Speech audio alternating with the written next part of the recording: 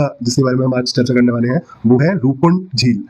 तो ये जो झील है ये हमारे उत्तराखंड में चमोली डिस्ट्रिक्ट में ये झील पाई जाती है और वहाँ पर ये जो इसका मेन रहस्य रहता है वो रहता है कि सर्दियों के टाइम पे ये पूरी की पूरी बर्फ से ढकी रहती है और अगर आप जाएंगे वहाँ तो बहुत ही सुंदर नज़ारा होता है, सुंदर बहुत वादियाँ रहती हैं। बट वहीं अगर आप गर्मियों के समय इस ट्रैक पे चले गए तो वहाँ पर आपको सिर्फ कंकाल ही कंकाल दिखते हैं। तो नर कंकाल जो ह्यूमन स्केलेटन्स हैं वहाँ पे मतलब हज़ारों की तादाद में आपको इस तालाब के चारों तरफ सिर्फ ह्यूमन स्केलेटन्स ही दिखेंगे और ये एक बहुत ही डरावना और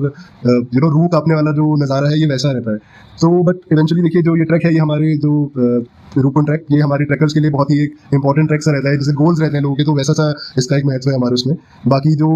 इसके जो कंकाल हैं उनका जो रहस्य ये हमारे रिसर्चर्स को भी आज तक परेशान कर रहा है कि ये कहाँ से आए हैं, ये कौन है, ये इस जगह पर क्यों है। तो इसी बारे में आज हम चर्चा करेंगे। अब देखते हैं आज क्या क्या है हमारे लिए लेकर आए अभी इसमें।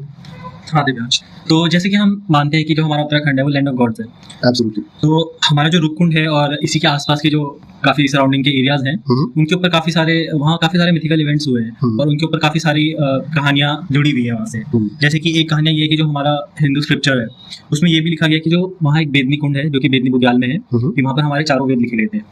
और ये भी कहा गया है कि जो माँ दुर्गा थी उन्होंने अपने काली के अवतार में वहाँ पर एक राक्षस महिषासुर को मारा था, जिससे वो जगह उन्होंने वहाँ पर पवित्र करी थी।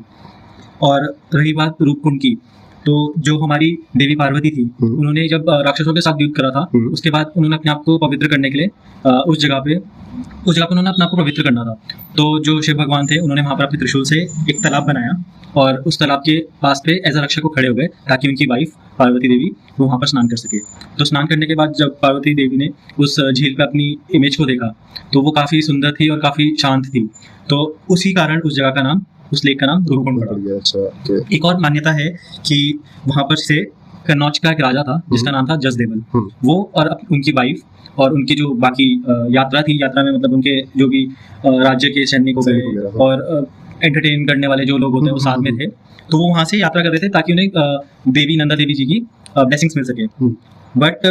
जो राजा थे वो अपने जो क्या बोलते हैं उनको डांसर्स, जो उनके डांसर्स होते हैं पहले के टाइम पे तो लेकर चलते थे अपना एंटरटेनमेंट साथ में, सही में। तो वो उसमें इतना मदहोश हो गए कि उन्होंने वहाँ की जो एक शांत सराउंडिंग होता है, जो मतलब एक शांति होती है, वो भंग कर दी थी। तो जिसकी वजह से माना जाता है कि नंदा देवी काफी क्रोधित हो गई थी और उन्होंने उनके ऊपर जो स्नो स्टॉर्म बोलते हैं, जिसे हम हिल स्टॉर्म बोलते हैं, वो वहाँ पर करवा देते हैं, जिसकी वजह से जितने भी उनके सैनिक थे और वो थे वो सब वहीं पे मारे गए थे और वो उन्हीं के स्केलेटन्स उस झील में दिखाई देते हैं। ये तो मतलब काफी एक्चुअल में ये काफी एक्यूरेट भी हो सकता है, क्योंकि अगर हम बात करें इन स्केलेटन्स की तो सबसे पहले ये जो बोन्स हैं, जो हड्डियां हैं, ये डिस्कवर हुए थे